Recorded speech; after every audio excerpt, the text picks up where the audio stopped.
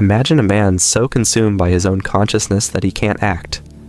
A man who knows what's best for him but deliberately does the opposite out of spite. A man who craves connection but sabotages every relationship.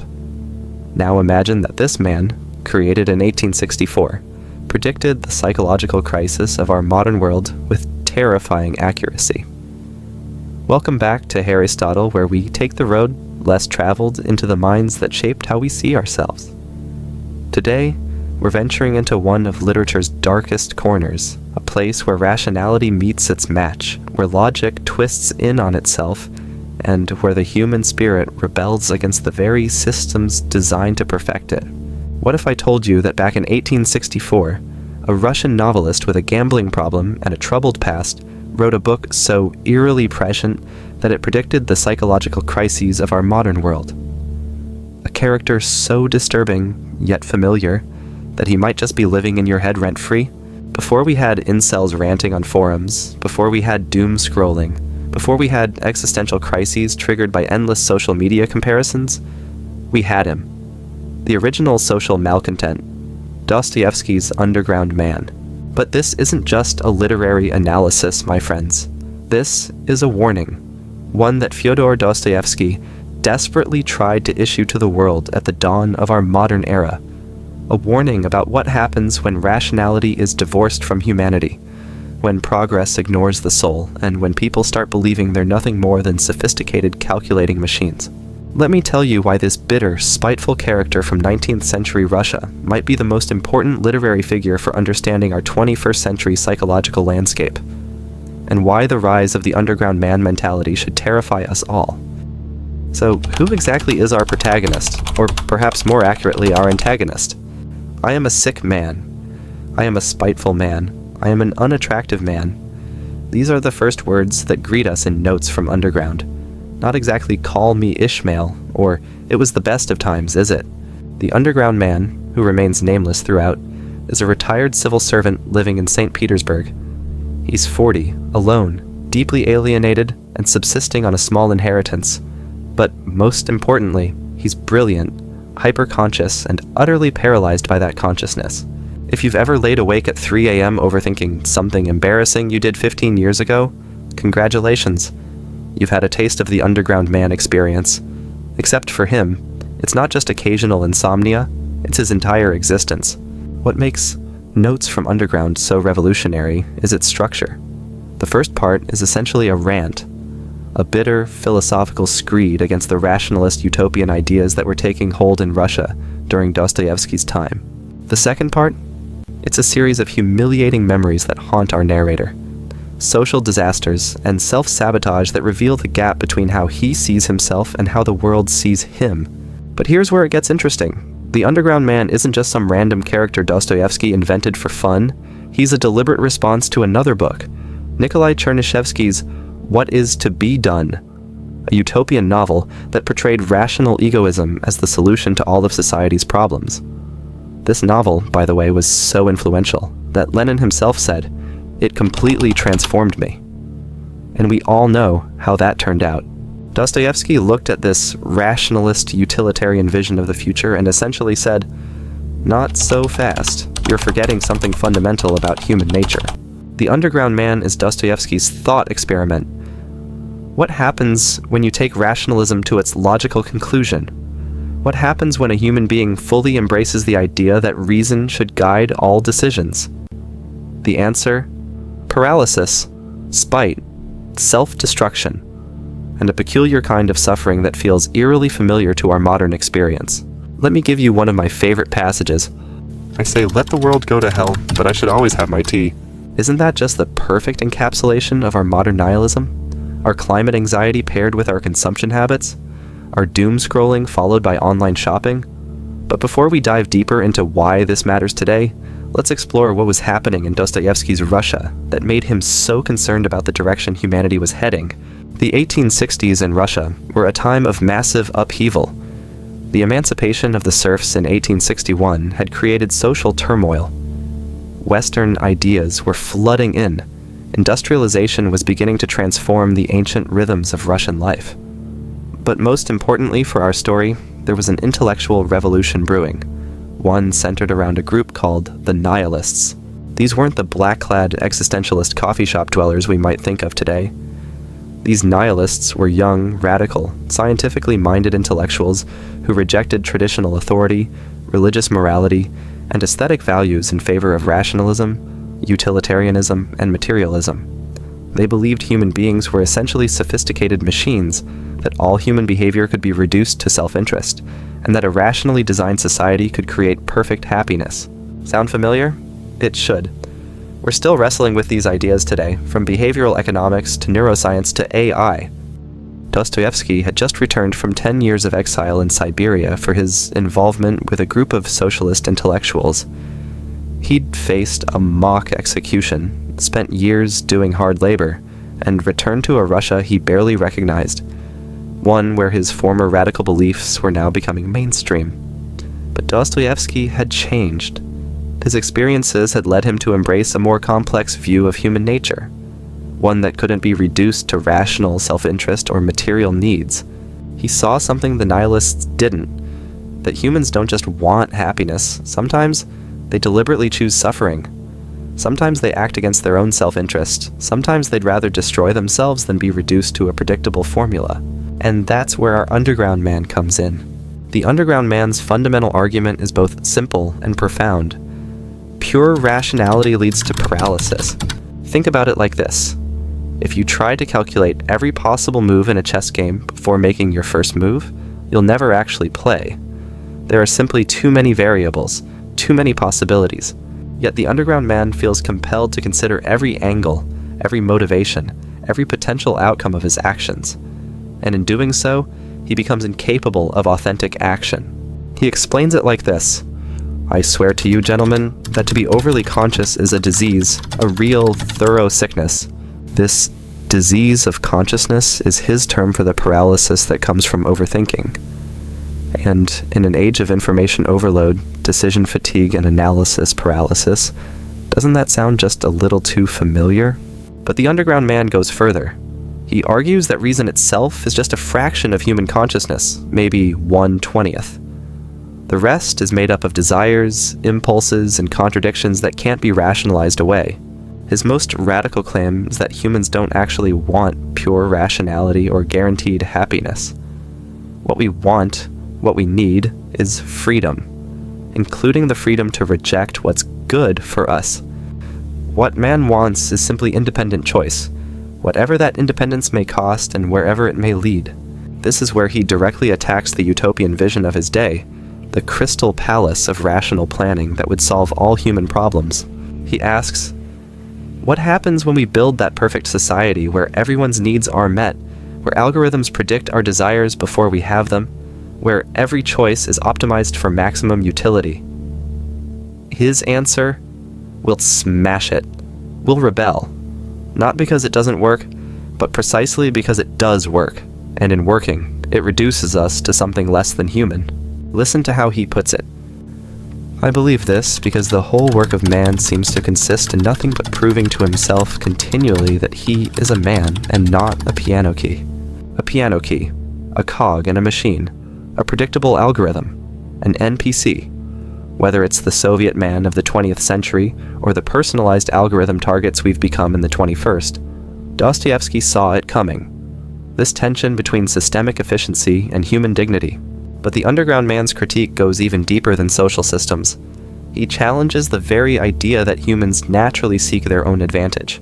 He argues that sometimes spite is more powerful than self-interest, that humans will deliberately act against their own benefit just to prove they can, just to assert their freedom as conscious beings.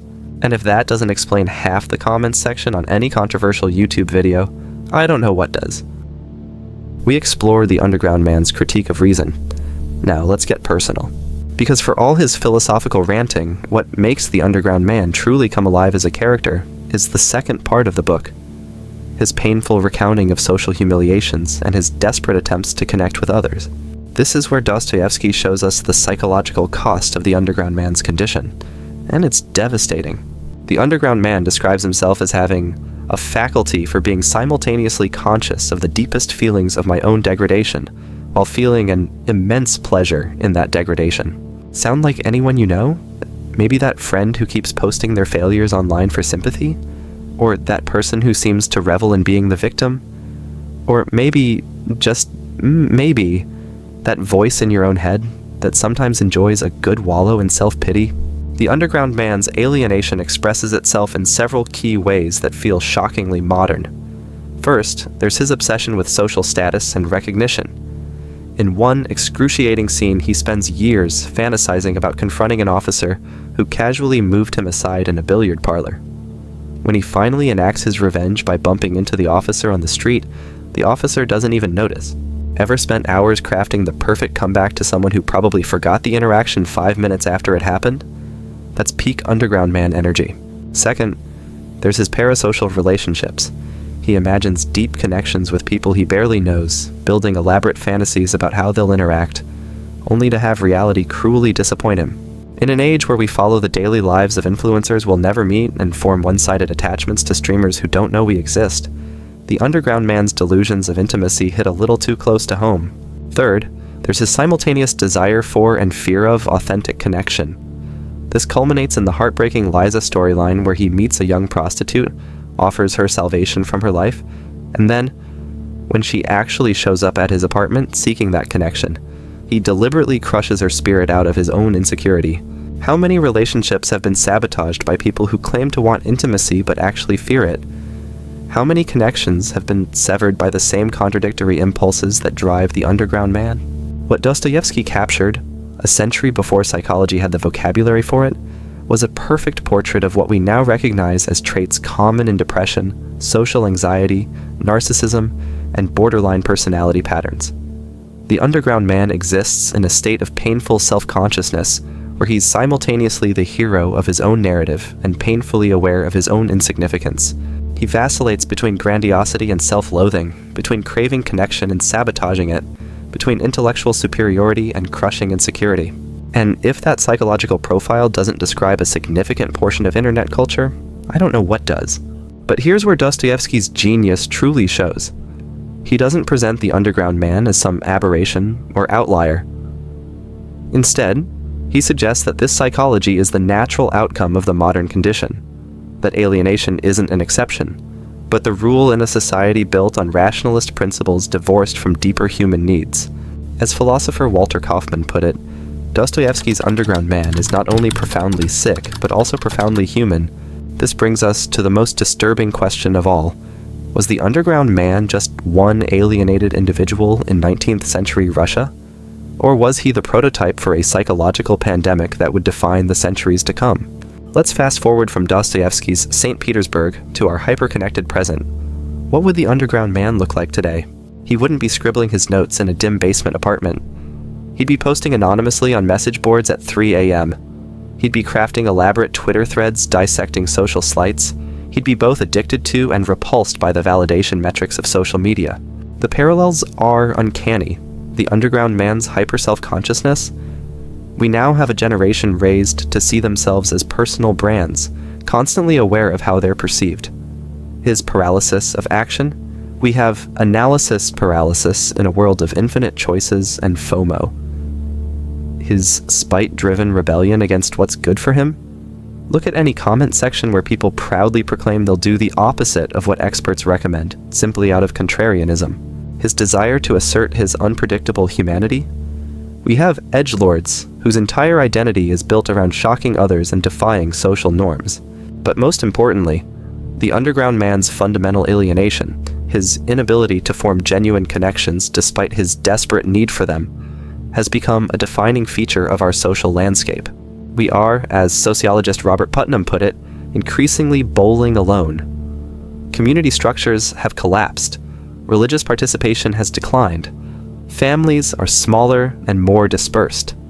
And social media, despite connecting us technically, often leaves us feeling more isolated than ever. Studies consistently show rising rates of loneliness across all age groups, but particularly among young people. The very generation that's never known a world without social media reports the highest levels of social isolation in recorded history. And what happens in this vacuum of genuine connection? We see the rise of parasocial relationships, parascale communities, and virtual identities, all attempts to fill the void left by the decline of traditional social structures. But here's the truly disturbing part. The underground man was an anomaly in his time, a warning of what could happen if society continued down the path of rationalist detachment. Today, his psychology has become normalized, his alienation has become our baseline. Consider these modern phenomena. Incel communities, where sexual frustration curdles into elaborate ideologies of resentment. Doomerism, where apocalyptic thinking becomes almost comforting in its fatalism. Political tribalism, where spite toward the outgroup becomes more motivating than actual policy preferences. Main character syndrome, where everyone frames themselves as the protagonist in a narrative only they fully understand. All of these share the underground man's fundamental psychology. Hyper-consciousness without meaningful action, desire for connection without the vulnerability it requires, intellectual frameworks that justify emotional wounds, and a deep, abiding resentment toward a world that doesn't conform to internal expectations. But Dostoevsky wasn't just diagnosing a problem, he was also pointing toward a solution, though it's one our modern sensibilities might find difficult to accept. Let's explore what Dostoevsky believed was the antidote to the underground man condition, and what lessons we might draw for our own increasingly underground existence. So far, we've painted a pretty bleak picture. The underground man as prophet of modern alienation. The internet as a vast underground populated by isolated consciousnesses. Not exactly uplifting stuff. But Dostoevsky didn't just leave us with the problem. Throughout his later novels, he explored potential paths out of the underground, and they all center around one fundamental idea: genuine human connection. In Crime and Punishment, Raskolnikov begins his journey back to humanity when Sonia reads him the story of Lazarus, a moment of authentic connection through shared narrative. In The Brothers Karamazov, Zosima teaches that each person is responsible for everyone and everything, creating a web of mutual obligation that combats isolation.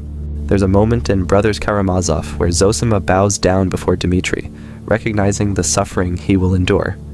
This act of radical empathy, seeing and honoring another's pain before they even experience it, represents the polar opposite of the underground man's self-absorbed isolation. For Dostoevsky, the way out of the underground wasn't through more rationality or better systems. It was through what philosopher Martin Buber would later call I-thou relationships, encounters where we meet others not as objects or means to an end, but as subjects with their own intrinsic worth. Intrinsic. The underground man fails precisely because he can only relate to others as extensions of his own consciousness, as characters in his personal drama, rather than as independent beings with their own realities. In modern terms, we might say he lacks cognitive empathy, the ability to truly imagine another's perspective as valid and separate from his own. And isn't that the core psychological challenge of our time? In a world where algorithms feed us increasingly personalized content, where we can curate our social experiences to minimize discomfort, where virtual reality promises to make our fantasies more compelling than our shared reality. How do we maintain the ability to truly encounter others as they are, not as we imagine them to be? Dostoevsky's solution wasn't just theoretical. He believed that authentic human connection required three elements: vulnerability, presence, and compassion. Vulnerability, the willingness to be truly seen, flaws and all. Presence, the capacity to be fully attentive to another person without distraction. And compassion, the ability to recognize another's suffering and be moved by it. These three qualities are precisely what the underground man lacks, and what our digital interactions often make difficult, if not impossible. But here's where the story gets complicated. Dostoevsky didn't believe these qualities could be cultivated through pure will or rational choice. For him, they were inextricably linked to his religious faith, and this is where modern readers often part ways with Dostoevsky. His ultimate answer to the underground man's condition was Christian love, the kind of self-sacrificial agape that he saw as humanity's highest potential. But even for those who don't share Dostoevsky's faith, his psychological insights remain valuable. The path out of alienation, whether it's motivated by religious conviction, humanistic ethics, or simple pragmatism, still requires practicing vulnerability, presence, and compassion. And this brings us back to our modern condition. If Dostoevsky could see our digital landscape, I think he'd recognize it immediately as a massive underground, a place where hyperconscious minds interact without bodies, where identities are constructed and performed, where authentic connection is both desperately sought and actively avoided. He might point out that our incredible technical connectivity has outpaced our emotional capacity for connection, that we've built systems optimized for engagement rather than understanding, that we've created tools that amplify our underground man tendencies rather than helping us overcome them. But I also think he'd remind us that technology itself isn't the problem. The underground existed long before the internet.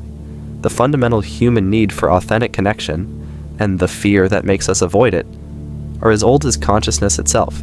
We've covered a lot of ground in our exploration of Dostoevsky's underground man, from 19th century St. Petersburg to 21st century social media, from the critique of pure reason to the psychology of modern alienation. So, what lessons can we draw from this 160-year-old character who seems to understand our modern condition, sometimes better than we do ourselves? First, awareness alone isn't enough. The underground man is hyper-aware of his condition but remains trapped in it. Simply recognizing our alienation doesn't automatically connect us. Action is required, often uncomfortable action that pushes against our instinct for self-protection. Second, systems aren't enough either. The rationalist utopias of Dostoevsky's day promise to solve human suffering through perfect social design. Our own techno-utopians make similar promises about algorithms, AI, and virtual reality.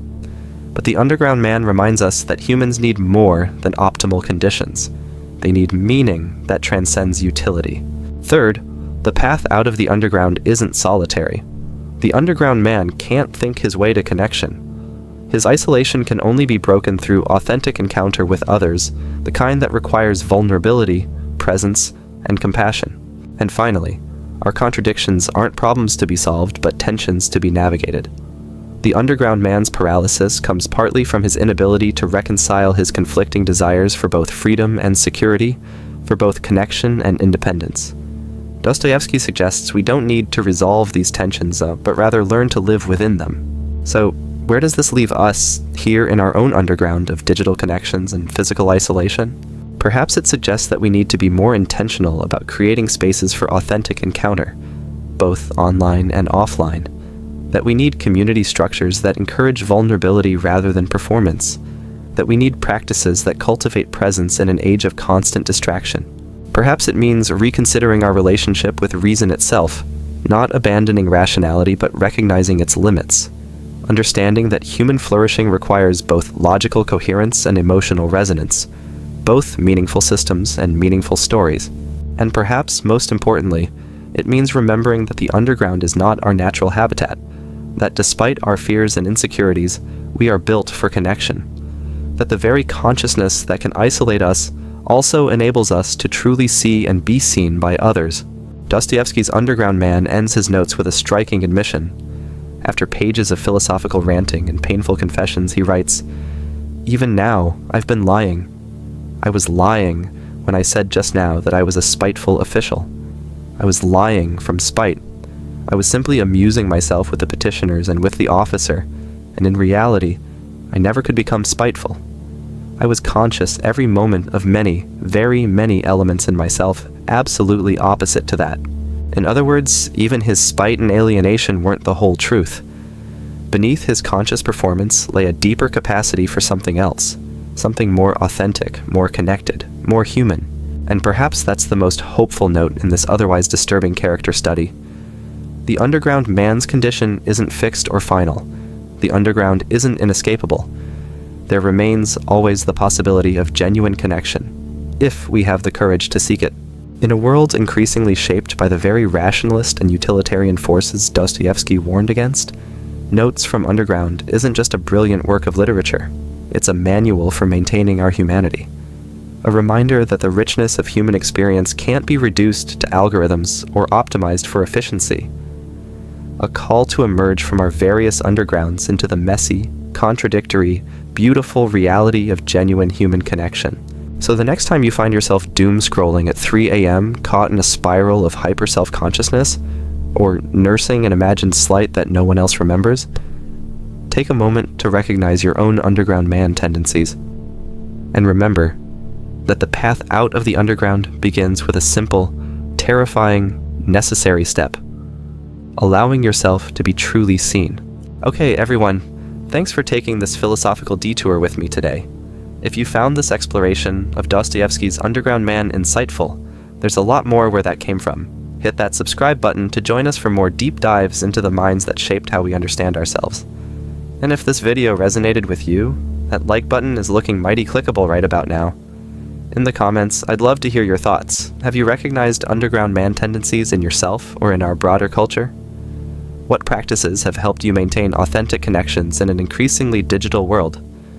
And if you're interested in reading notes from Underground for yourself, which I highly recommend, I've included links to some good translations in the description below.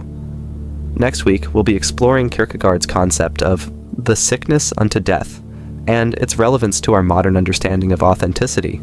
It's going to be another wild ride through the existential wilderness, so bring your philosophical hiking boots. Until then, this is Harystotle reminding you that the examined life may not be easy, but it's always worth living. Peace out, philosophical travelers.